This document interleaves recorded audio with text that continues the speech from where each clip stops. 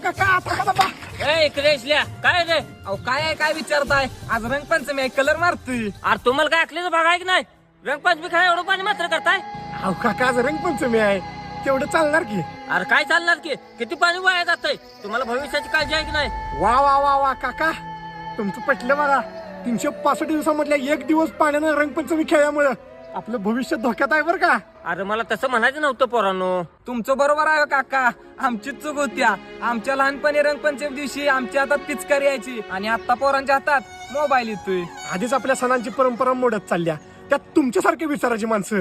काका तुम्हाला कोपरापासून हात जोडतो, आपण सगळ्यांनी मिळून आपल्या सणाची परंपरा जपली पाहिजे हो. ए पोरांनो